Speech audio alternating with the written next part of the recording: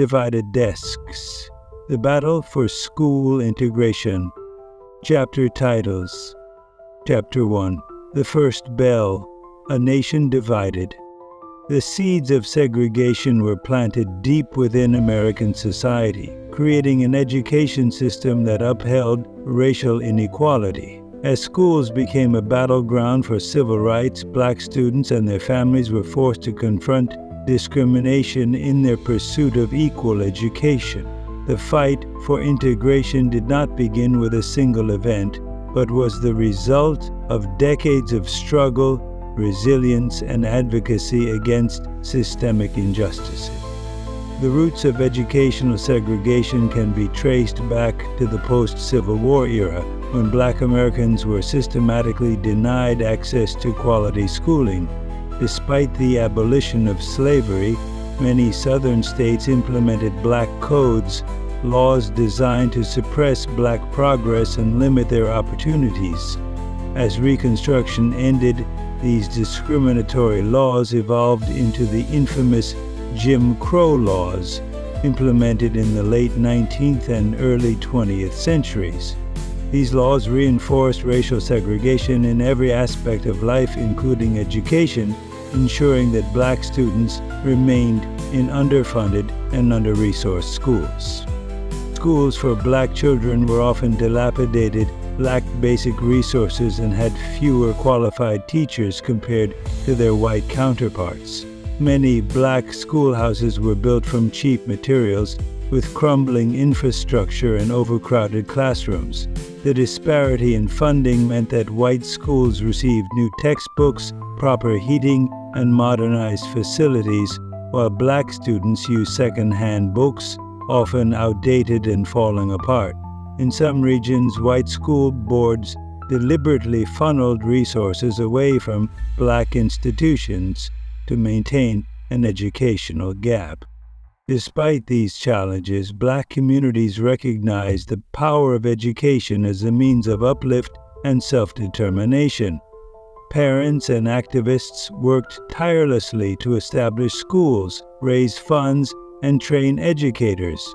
The determination of black communities led to the founding of historically black colleges and universities, HBCUs, institutions that played a crucial role in educating future black leaders. Figures like Booker T. Washington and W.E.B. Du Bois championed black education, albeit with differing approaches. Washington emphasized vocational training as a path to economic self-sufficiency, while Du Bois pushed for a more classical education to cultivate a strong intellectual and political leadership class. By the early 20th century, school segregation had become deeply entrenched, particularly in southern states where separate but equal policies were legally upheld by the 1896 Supreme Court ruling in Plessy v. Ferguson. Under this doctrine, black schools were legally required to be equal in quality to white schools, but in reality, they remained vastly inferior. However, even in the North, informal segregation persisted through discriminatory housing practices and school districting, ensuring that black students remained in segregated schools despite the absence of explicit legal barriers. The economic hardships of the Great Depression further widened the educational gap between black and white students, as black schools received even fewer resources during the financial crisis. However, the crisis also galvanized activists to push for reform. The 1930s and 1940s saw the rise of legal challenges against segregated schooling, led by organizations like the NALCP. Attorneys such as Charles Hamilton Houston and Thurgood Marshall meticulously built legal arguments to dismantle the separate but equal doctrine, exposing the glaring inequalities within the system. The foundation for the school integration movement was set as black communities began to challenge these inequalities through legal action and grassroots organizing. Parents, students, and activists took tremendous risks, facing threats and violence in their pursuit of equal education. The early stirrings of resistance laid the groundwork for landmark legal battles and nationwide protests that would ultimately change the course of American history. As the first bell rang each morning in segregated schools across the country, it signaled not only the beginning of a school day, but also the continued struggle for justice, equality, and the right to learn in an environment free from racial barriers. Chapter 2: Separate and Untold. The doctrine of separate but equal was a myth that masked the stark disparities in black and white schools. Underfunded, overcrowded, and poorly resourced, black schools suffered while white institutions thrived, reinforcing systemic racism in education. The illusion of equality was maintained through legal loopholes and political rhetoric, but the reality was evident in the conditions black students faced every day. While segregationists insisted that black and white schools received equal funding, the reality was far different. Schools designated for black students often lacked basic necessities such as adequate heating, running water, and functioning restrooms. Textbooks were often hand-me-downs from white schools, sometimes decades old and in poor condition, filled with outdated information and missing pages. Black students were often crammed into makeshift classrooms, housed in dilapidated buildings that barely met safety standards. Teachers in black schools were paid significantly lower wages than their white counterparts, yet they were expected to educate students in overcrowded classrooms with minimal supplies. The physical conditions of black schools were only part of the problem. The systemic underfunding of these institutions reflected a broader effort to suppress black progress. By denying black children access to quality education, white authorities maintained economic and social disparities. The poor education black students received limited their career opportunities, reinforcing the racial hierarchy of American society and perpetuating cycles of poverty. Despite these challenges, black educators and communities remained resilient. Teachers often worked long hours with limited resources to ensure that students received the best education possible. Some teachers even used their own money to buy supplies, ensuring their students had the tools they needed to learn. Community-led fundraising efforts helped provide materials, and parents played an active role in advocating for better conditions. Schools became centers of community strength where education was seen not just as a right but as a revolutionary tool against oppression. Historically, black colleges and universities, HBCUs like Howard University, Spelman College, and Tuskegee Institute, became vital centers of learning, training generations of black professionals, educators, and leaders who would go on to challenge segregationist policies. The inequality in educational facilities was not limited to the South. In northern states, de facto segregation persisted due to discriminatory housing policies, redlining, and local school districting laws. Although black students in the North were not legally barred from attending white schools, they were often funneled into underperforming segregated schools due to where they lived. These schools were often located in impoverished neighborhoods that had been intentionally neglected by city planners and local governments. Efforts to integrate schools were met with resistance not just in the South, but across the entire country, as white communities fought to maintain the racial status quo. White flight, where white families moved to suburban areas to escape desegregation, the glaring disparities in education would eventually become one of the strongest arguments against segregation. setting the stage for legal challenges such as Brown v. Board of Education. Thurgood Marshall and the NAACP Legal Defense Fund carefully documented the vast inequalities, proving that separate but equal was a legal fallacy. The case would become a turning point in the fight against educational segregation, ultimately leading to the Supreme Court's landmark decision in 1954. However, the legal battle was only one step in the fight for educational equality. The real challenge lay in enforcing desegregation in a deeply divided nation. Black educators, parents, and students had already endured decades of struggle, and their tireless efforts helped expose the deep flaws in the separate but equal doctrine, demonstrating that true equality could never be achieved under a segregated system. The path to integration would not be easy, but the fight had only just begun. Chapter 3. The Little Rock Nine, A Test of Courage. In 1957, 9 black students bravely walked into Little Rock Central High School, facing hostile crowds and government resistance. Their struggle symbolized the immense courage required to break down racial barriers in education and became a defining moment in the civil rights movement. The integration of Little Rock Central High School was one of the most iconic and contentious battles in the fight against segregation.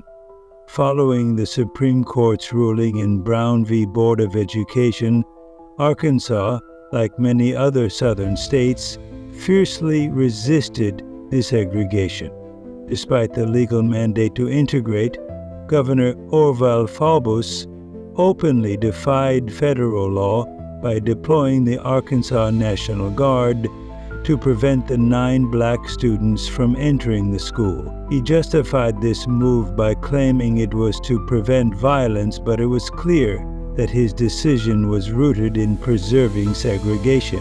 His actions sparked a nationwide crisis, highlighting the lengths to which segregationists would go to uphold racial barriers.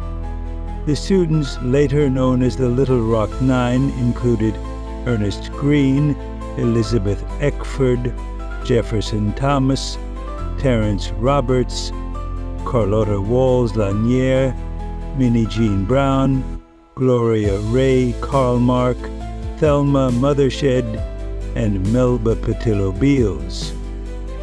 Their first attempt to enter the school on September 4, 1957, was met with violent mobs, racial slurs, and death threats. The most harrowing image of that day was Elizabeth Eckford walking alone toward the school, surrounded by an enraged white mob. She had not received the message to meet the other students beforehand and found herself isolated. The photograph of her stoic face amidst the hostility became one of the most famous images of the civil rights movement. The crisis at Little Rock escalated rapidly, drawing national attention and forcing President Dwight D. Eisenhower to act. Seeing that Faubus was actively defying the Supreme Court's decision and that local authorities were failing to protect the students, Eisenhower federalized the Arkansas National Guard and deployed the 101st Airborne Division of the U.S. Army to enforce the court's ruling. This marked one of the few times in American history that federal troops were sent to enforce civil rights laws against a state government. Under the protection of the U.S. Army, the Little Rock Nine were finally able to enter the school, but their ordeal was far from over. They faced relentless racism, bullying, and even physical assaults from white students. Teachers and administrators largely ignored the abuse, allowing an atmosphere of hostility to fester within the school. Minnie Jean Brown was suspended and later expelled after retaliating against a white student who harassed her. The other 8 students endured daily humiliation, but they remained steadfast in their mission. Their resilience was symbolized when Ernest Green became the first black student to graduate from Central High in 1958, a milestone moment in the struggle for equality. However, the resistance to integration did not end with their entry into the school. In a dramatic response to forced desegregation, Governor Faubus chose to shut down all of Little Rock's public high schools for the 1958-1959 school year rather than allow further integration. This period, known as the Lost Year, demonstrated the extent to which segregationists were willing to go to maintain white supremacy, even at the cost of their own children's education. The story of the Little Rock Nine resonated far beyond Arkansas. Their courage inspired future generations to continue the fight for school integration, and their experience highlighted the necessity of federal intervention in civil rights. The battle for desegregation was far from over, but the bravery of these 9 students proved that the walls of segregation were not impenetrable. Their legacy remains a powerful testament to the determination required to overcome racial injustice in America's education system. Chapter 4, Brown versus Board of Education, a legal earthquake. The Supreme Court's landmark decision in Brown versus Board of Education overturned racial segregation in schools, declaring it unconstitutional. This ruling laid the foundation for the desegregation movement, but sparked fierce opposition across the country. In 1954, the Supreme Court issued its unanimous decision in Brown v. Board of Education, stating that segregation in public schools violated the Equal Protection Clause of the 14th Amendment.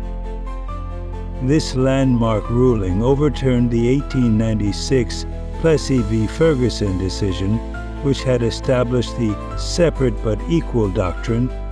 Chief Justice Earl Warren, writing for the court, emphasized that separate educational facilities were inherently unequal and that segregation had a detrimental effect on black children, instilling a sense of inferiority that undermined their educational and personal growth. The case was the culmination of years of legal battles led by the NAACP's Legal Defense Fund, spearheaded by Thurgood Marshall. Marshall and his team strategically built their case by highlighting the stark disparities between black and white schools and presenting psychological studies such as Dr. Kenneth and Mamie Clark's doll experiment, which demonstrated the negative impact of segregation on black children's self-perception. Despite the Supreme Court's ruling, implementing desegregation proved to be a far greater challenge. Many southern states openly defied the decision, employing legal and political tactics to stall integration. Some states passed laws to close public schools rather than allow integration, while others created private segregation academies for white students. The ruling also faced pushback from figures like Senator Harry F. Byrd, who led the massive resistance movement in Virginia, rallying white communities to resist school integration at all costs.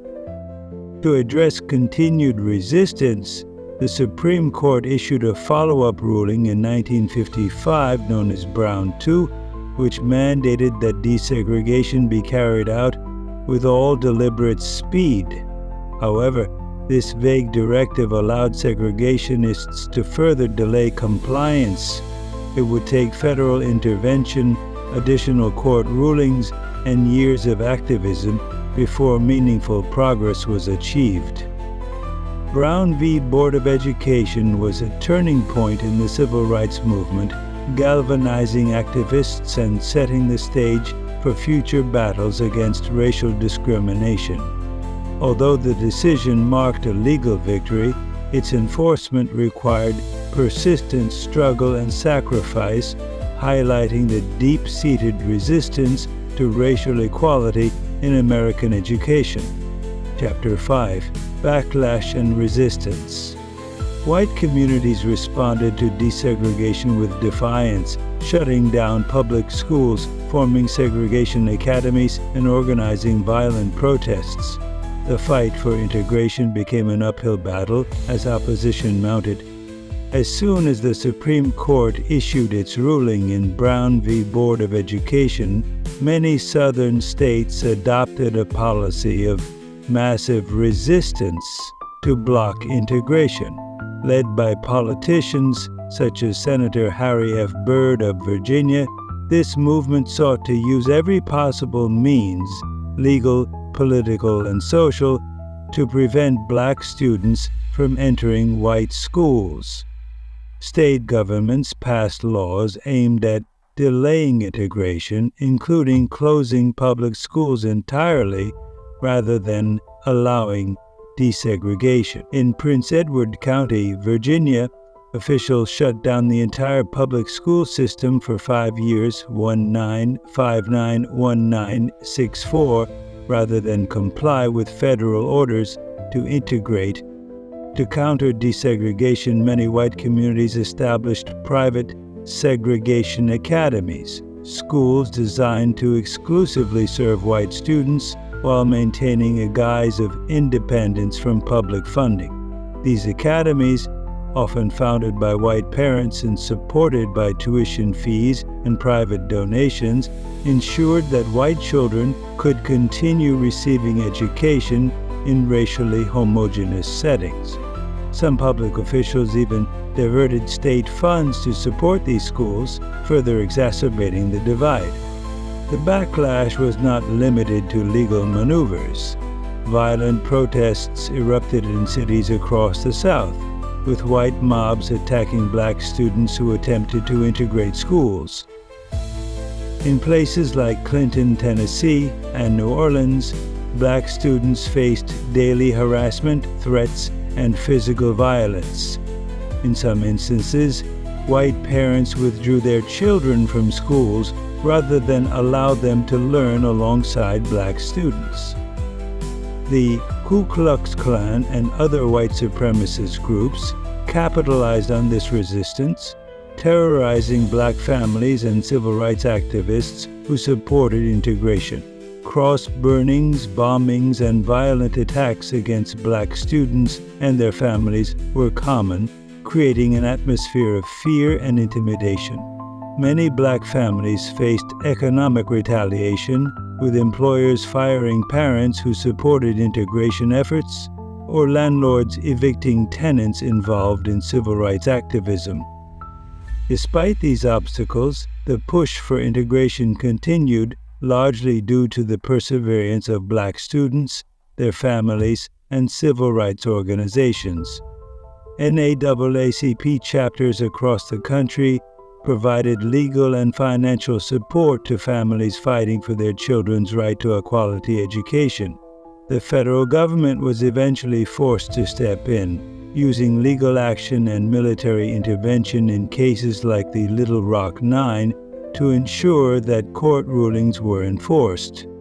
The period of backlash and resistance highlighted the deep-rooted opposition to racial equality in education. It also demonstrated the lengths to which segregationists were willing to go to maintain the racial status quo. However, this resistance ultimately strengthened the resolve of civil rights activists, fueling further legal battles and paving the way for future progress in the fight for educational equity. Chapter 6: Walking Through Fire. The Struggles of Black Students. Black students who integrated white schools faced relentless racism, bullying, and violence. From the moment they stepped into these hostile environments, they were subjected to verbal abuse, physical assaults, and social isolation.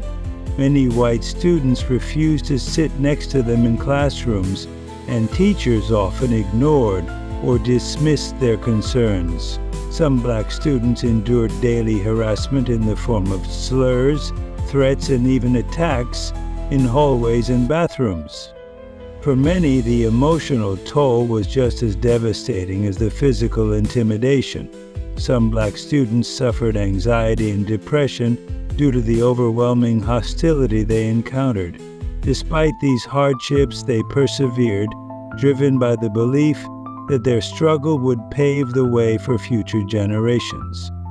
Organizations like the NAACP provided legal support and advocacy, while Black communities rallied to protect and encourage these trailblazers.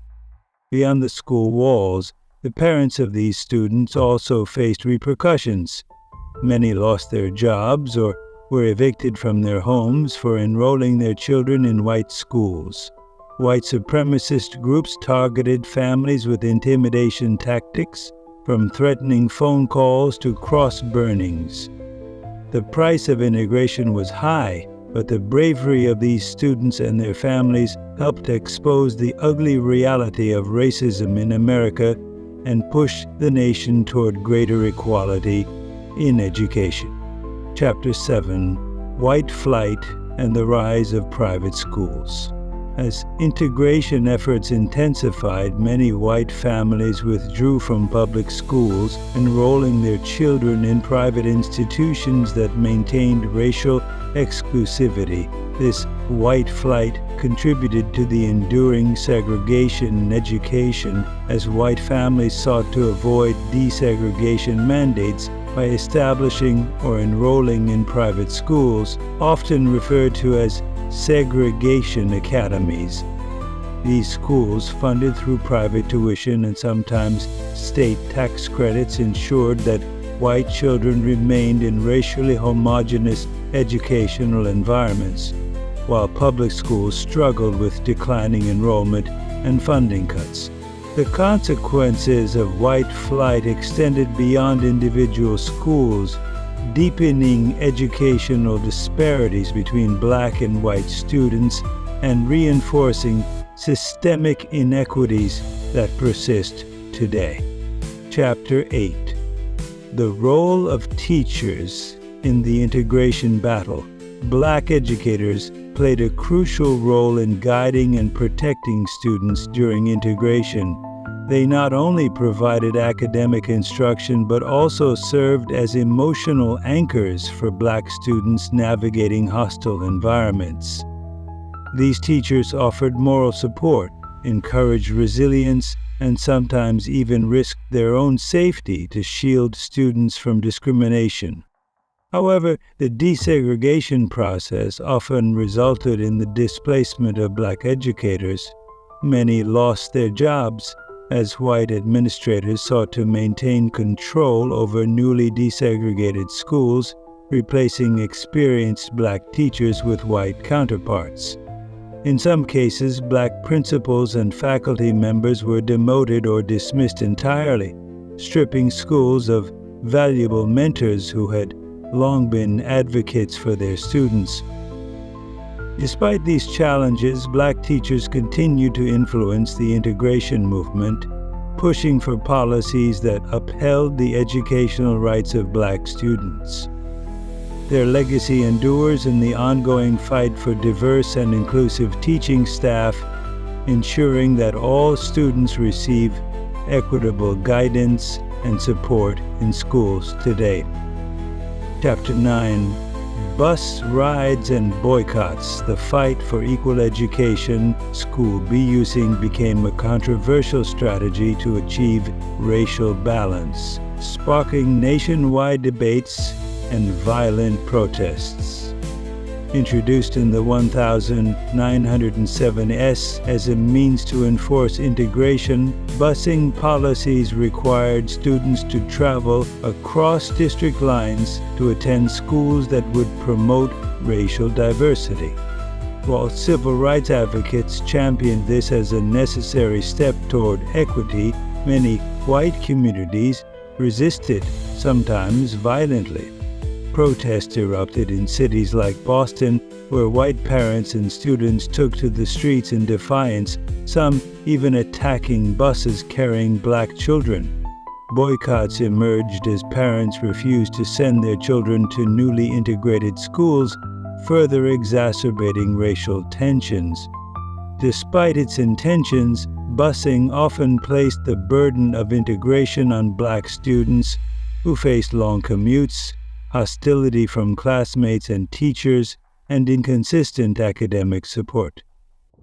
Although the policy led to measurable increases in school diversity, it also fueled political backlash, contributing to the rise of conservative movements advocating for neighborhood schools.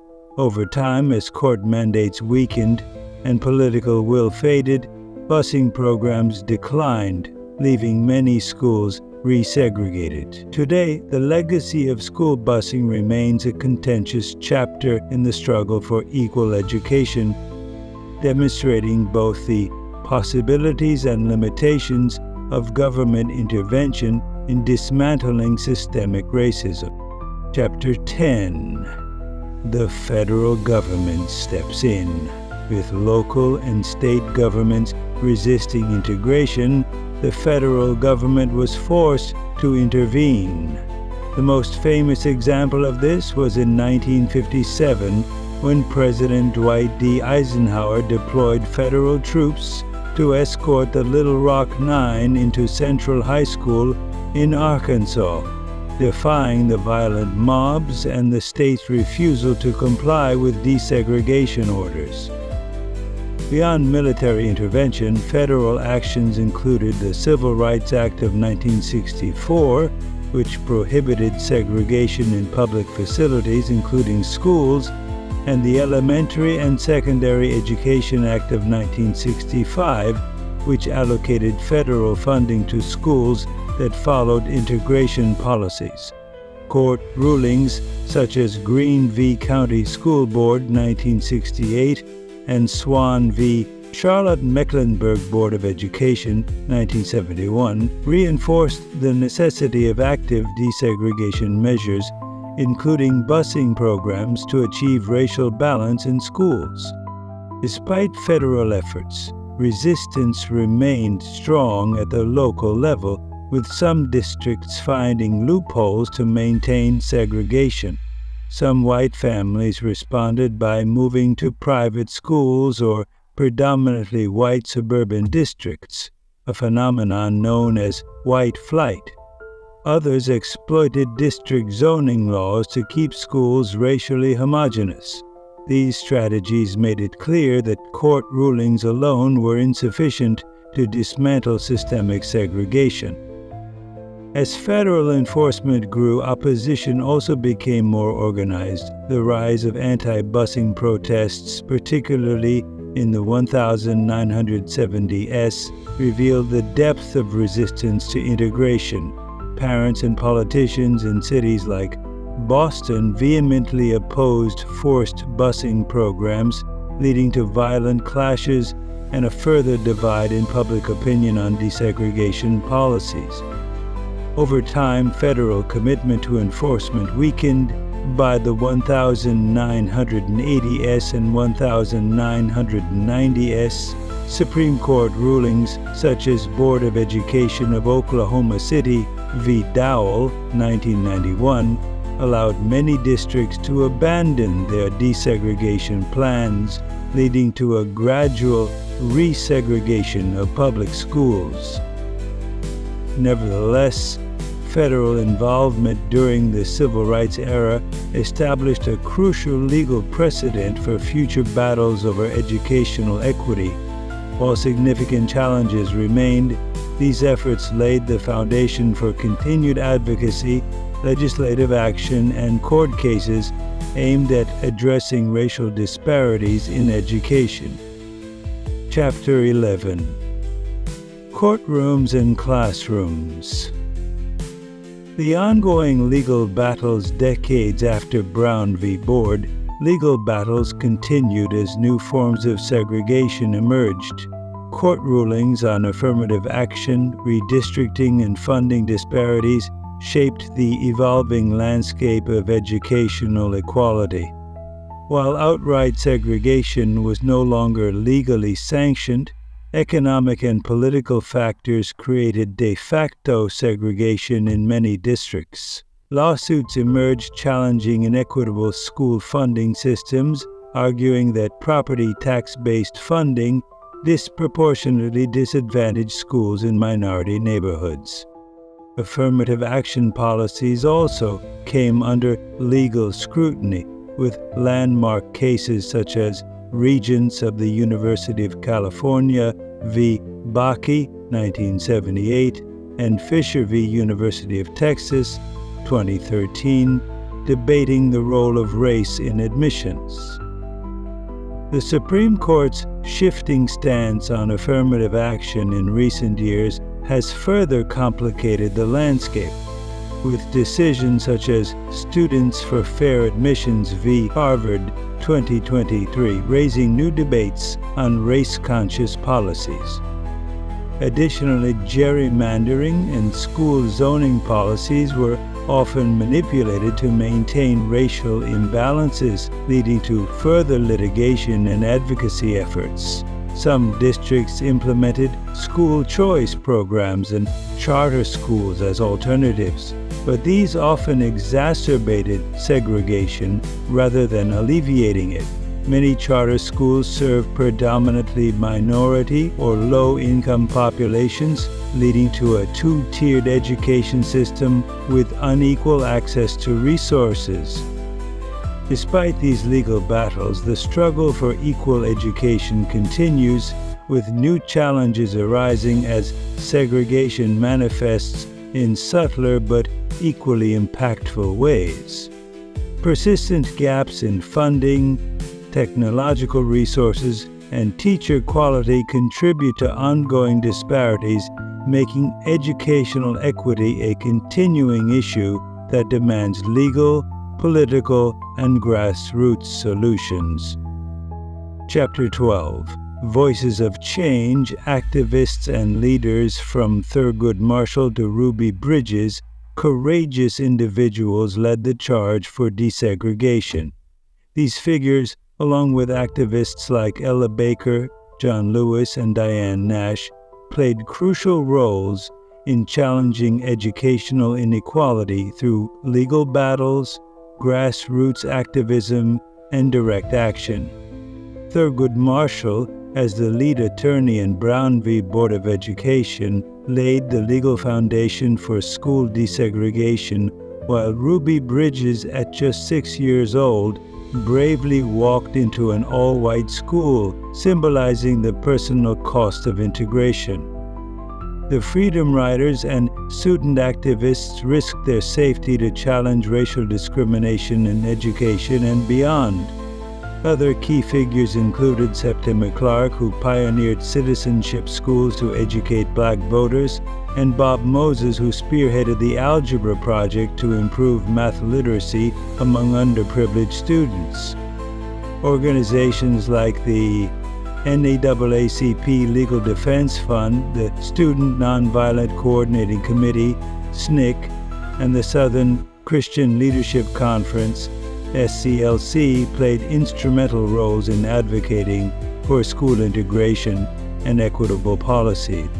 Their activism inspired future generations to continue fighting for equal education, influencing modern civil rights movements that address disparities in school funding, disciplinary policies, and access to quality education. The courage of these leaders reminds us that progress is achieved through resilience and persistent advocacy.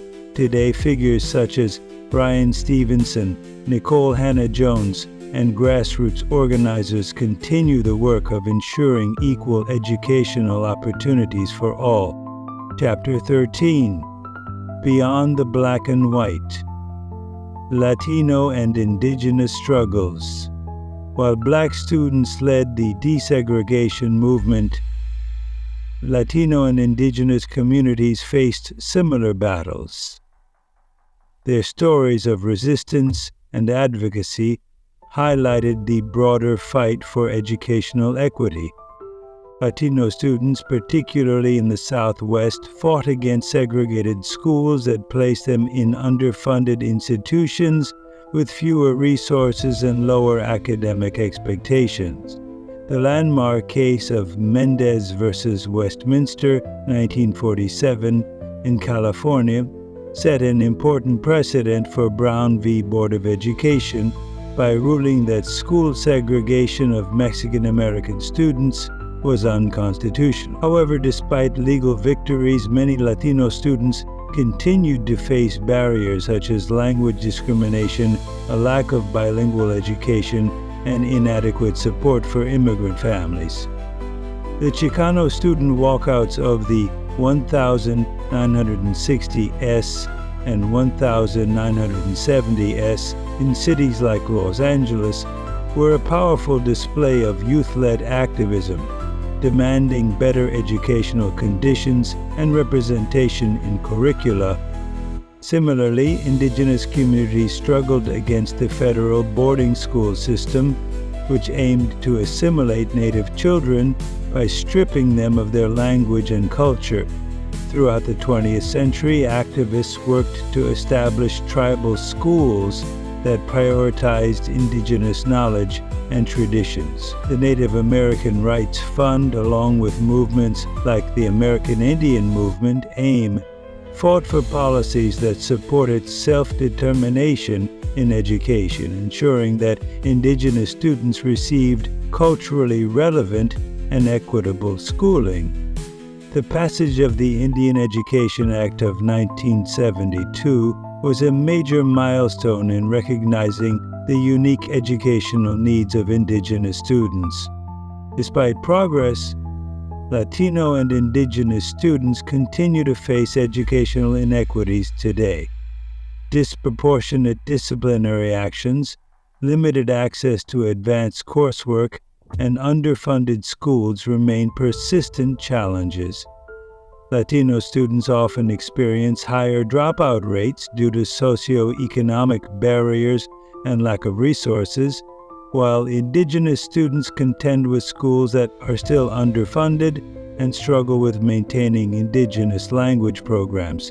Their fight for educational justice underscores the broader struggle to ensure all students receive equal opportunities, regardless of race, language, or background. Chapter 14. The Modern Fight Against School Segregation. Despite legal victories, segregation persists in American schools today. Disparities in funding, housing policies, and systemic racism continue to shape the educational experience of minority students. Many urban schools, predominantly attended by Black and Latino students, receive significantly less funding than suburban schools serving wealthier, predominantly white populations. This funding gap results in fewer resources, outdated textbooks, larger class sizes, and deteriorating school facilities. Housing policies, including redlining and exclusionary zoning, have long reinforced school segregation by keeping minority families in lower-income neighborhoods with underfunded schools. Even when schools are legally desegregated, these systemic barriers make true integration difficult to achieve. Additionally, disparities in disciplinary actions disproportionately affect students of color, leading to higher suspension and expulsion rates, contributing to the school-to-prison pipeline. Minority students often have limited access to advanced placement courses, extracurricular activities, and college preparatory programs, further widening the educational achievement gap. Despite these challenges, activists, educators, and policymakers continue to push for reforms such as equitable funding models, increased access to high-quality education, and the expansion of diverse and inclusive curriculums.